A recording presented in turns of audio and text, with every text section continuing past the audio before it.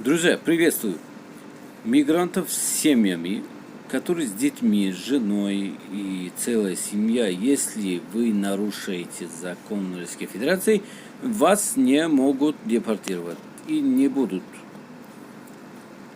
Иностранных граждан, отметившихся административными правонарушениями, место выдворения необходимо составить в Российской Федерации соответствующие изменения в миграционное законодательство, предложила внести заместитель руководителя Комитета Госдумы по контролю и регламенту Наталья Костенко. Инициатива подразумевает, что данную категорию представителей зарубежных государств не лишать вида на жительство, разрешения на временное проживание, РВП, или не запретят им выезд в РФ, если они в Российской Федерации делают кровь с близкими, родственниками, гражданами РФ. Если, конечно, да, здесь с русскими должны что-то поменяться крови. Передает парламентская газета. Здесь, согласно действующим нормам, права на РВП могут лишить за 2 и более эпизода привлечения к ответственности за административные правонарушения, связанные с посягательствами на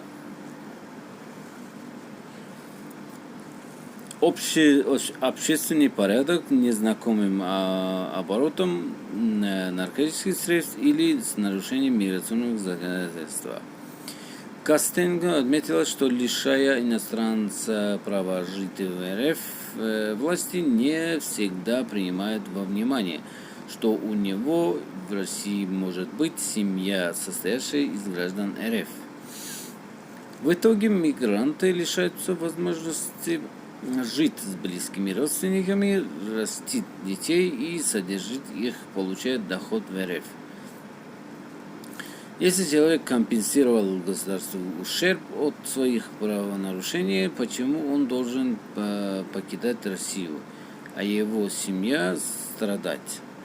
Резюмировала парламентарий.